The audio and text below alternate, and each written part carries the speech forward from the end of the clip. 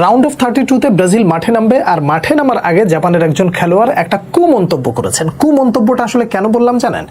বিষয়টা হলো যে এমন কিছু কথা থাকে যে কথাগুলো ম্যাচের আগে বলাটা মোটেও সমীচীন নয়, যেই কথাটা ব্রাজিল ভক্তরা খুব ভালোভাবে না নিলেও প্লেয়াররাও যে খুব ভালোভাবে নেবে তার কোনো নিশ্চয়তা নেই। কথাটা কি বলেছেন আমি একটু বলি। ব্রাজিল দল তারা আগে পরাশক্তি ছিল, এখন আর তারা ওইভাবে আগের মতো শক্তিশালী নয়। আর্জেন্টিনা এবং ফ্রান্স তারাই আসলে এই মুহূর্তে পরাশক্তি, আর নেইমার সে আসলে আগের মতো নেই। শব্দটা কি বোঝার চেষ্টা করেছেন একবার? আর নেইমার সে আর আগের মতো নেই।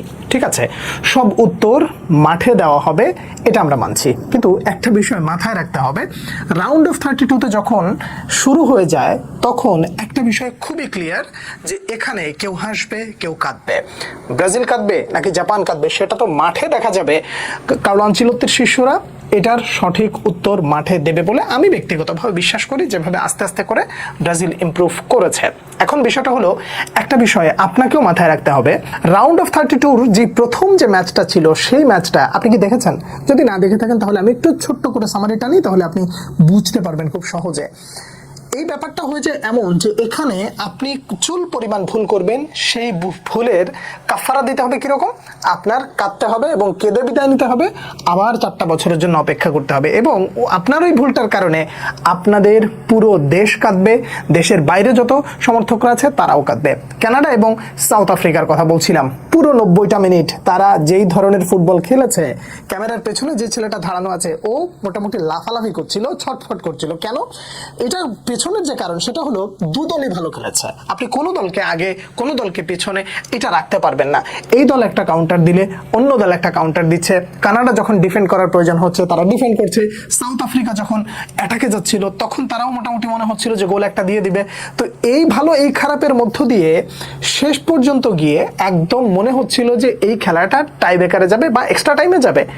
এমন অবস্থায় কানাডিয়ান ফুটবলার এসে দুর্দান্ত একটা ফিনিশিং দিয়ে দিল, এবং যেখান থেকে ম্যান মার্কিংয়ে তারা ভুল করেছিল, এই জায়গাটাই হলো মূলত ব্রাজিলের জন্য শিক্ষা।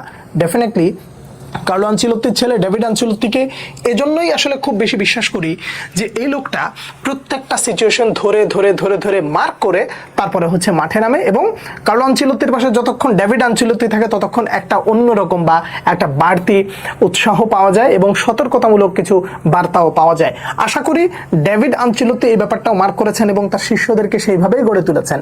আর এবার যদি আপনি একটু চিন্তা করেন যে পুরো ব্রাজিল টিম এই মুহূর্তে যেই জায়গাটায় আছে, হ্যাঁ মানছি ব্রাজিলের সময়টা এখন এই মুহূর্তে ভালো যাচ্ছে না বা ভালো যাওয়ার কথাও না, যেই জায়গা থেকে কার্লো আনচেলত্তি খুব অল্প সময়ের মধ্যেই তো ব্রাজিলের দায়িত্ব নিয়েছেন, সেই জায়গা থেকে যতটুকু করেছেন যথেষ্ট ভালো অবস্থানেই আছে। যেই পরিমাণ খারাপ পরিস্থিতি ছিল সেই জায়গা থেকে অন্তত বলা যায় ভালো পরিমাণে পরিস্থিতিতে আছে। এই যে রাউন্ড অফ 32 যদি ব্রাজিল কোয়ালিফাই করে তাহলে রাউন্ড অফ 16 এই প্রত্যেকটা জায়গায় যাইতে হলে ব্রাজিলের সব থেকে বেশি ইম্পর্টেন্ট যেটা হবে সেটা হলো team bonding. Without team bonding আপনি পর্তুগালের তকমাটা পেয়ে যেতে পারেন। কিরকম? আসর শুরুর আগে পর্তুগালের উপরে যেই ধরনের তকমা লাগানো হয়েছিল যে তারা এবার খুব ধুমধুমার কিছু একটা করে ফেলবে, তাদের স্কোয়াড ভালো, ডেপথ ভালো, আমি নিজেই বলেছিলাম। আমার যে কটা অ্যানালাইসিস টুকটাক আপনারা দেখেছেন, আসর শুরুর আগে পর্তুগালকে নিয়ে যে ভিডিওগুলো করেছি আপনারা একটু ভালো করে দেখেন। এখানে পরিষ্কারভাবে বলেছি যে অন্যান্য দলের চেয়ে পর্তুগালের এবারের স্কোয়াডটা আসলে একটা সোনালী প্রজন্ম বলা যায়।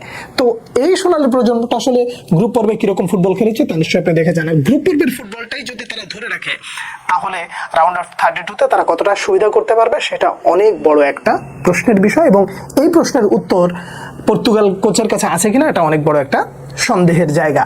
ঠিক এই ব্যাপারটাই যদি আপনার ব্রাজিল জাতীয় দলে থেকে যায় তাহলে আপনাকেও হয়তোবা দুঃখ পেতে হতে পারে। যে কারণে ব্রাজিল জাতীয় দলের এই মুহূর্তে যে অবস্থা সেটা হলো টিম বন্ডিং। এখন আপনি বলবেন যে ভাই আপনার দৃষ্টিতে টিম বন্ডিং এর এই মুহূর্তে কি অবস্থা? আমার দৃষ্টিকোণ থেকে টিম বন্ডিং এর একটা জায়গা খুবই ক্লিয়ার, সেটা হলো নেইমার সাইড আউটে বসে আছে, ডাগ আউটে নেইমার বসে আছে এক প্রকার সাবস্টিটিউট হয়ে, যদি প্রয়োজন হয় তাহলে তিনি নামবেন, কিন্তু ওখানে থেকেও as a leader Neymar junior পুরো দলকে বুস্ট আপ করছেন কিভাবে যে আমি এভাবে থেকেও তোমাদের জন্য সহযোগিতা করে যেতে পারি। এর মানে বোঝা যায় যে পুরো দলটা একটা ভালো বন্ডিং এবং ভালো একটা শেপের জন্য এবং দুর্দান্ত কিছু করার জন্য মুখিয়ে আছে।